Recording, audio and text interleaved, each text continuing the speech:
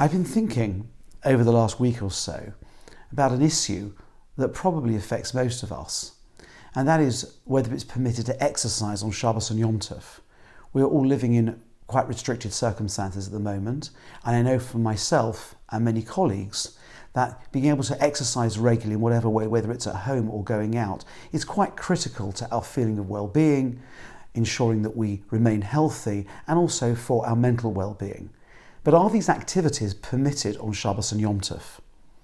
So it's explicit in a Gemara in Shabbos that certain types of activities which are associated with refuah, with healing, are not permitted on Shabbos.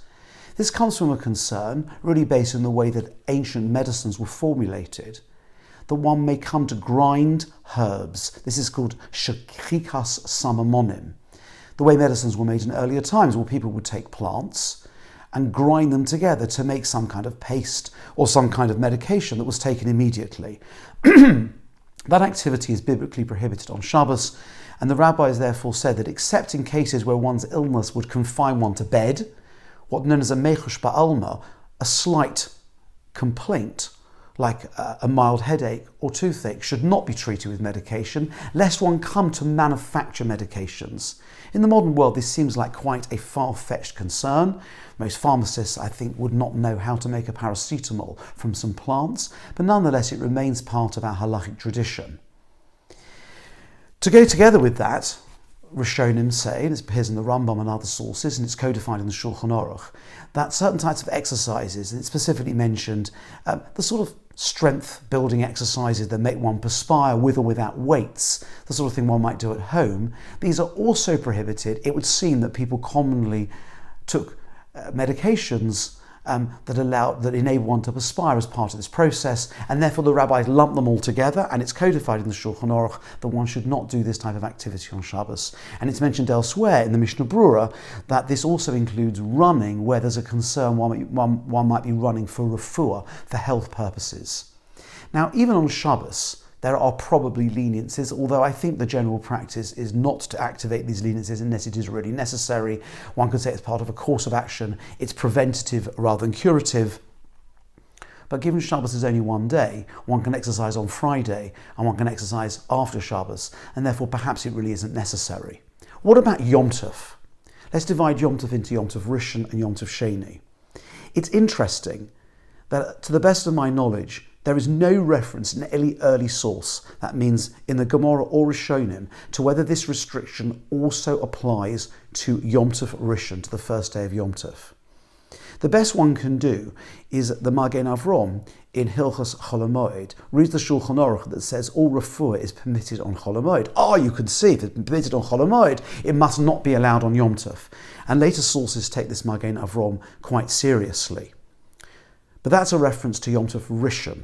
When it comes to Yom Tov Sheni, the second diaspora day of Yom Tov, it's explicit in the relevant Siman and Shulchan Aruch that there are leniencies, and only those things that are Mishum Shavus, that actually involve a direct rabbinic prohibition, that are forbidden on Yom Tov Rishon, they are permitted on Yom Tov Sheni, provided it doesn't involve a biblical prohibition. A biblical prohibition might be picking a plant from the garden to use for some curative purpose.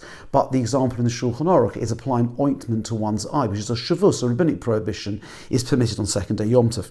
And it follows without question, therefore, that activities which are only forbidden because of a gezerah on Shabbos are permitted on Yom Tov Sheni. And that means that exercising at home with weights and so on is permitted on Yom Tov Sheni, certainly because this is much less stringent than something that are explicitly permitted. Now, when it comes to Yom Tov Rishon, it's more complicated. The Magen Avram would suggest that one should not do these activities, and the prohibition of Shabbos applies to Yom Tov Rishon. On the first day of Yom Tov, one should not do these exercises. However, the Avnei Nezer points out in a tshuva that one could easily have made a different diuk inference from the Shulchan Aruch. All refuah is permitted on Chol HaMoed, only some are permitted on Yom Tov. It's a different diuk with a much more lenient outcome.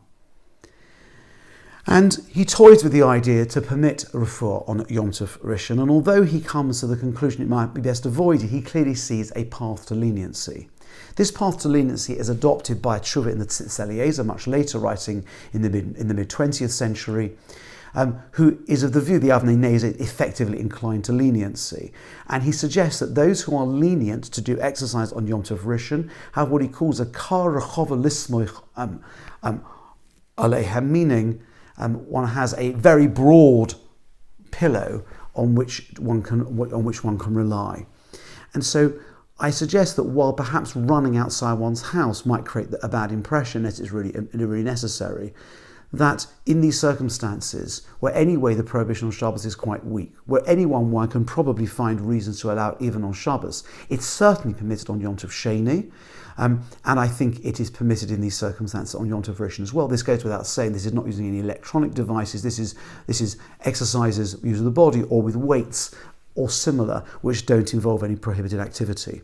And so to summarise, that when you come to mechush ba'alma, minor complaints, or keeping fit, those activities are generally prohibited because mishum shechikas samamonim on Shabbos. On Yom Tov Sheni, all of these activities are permitted, except those that might involve a biblical prohibition, such as picking a plant from your garden to use for a refuah.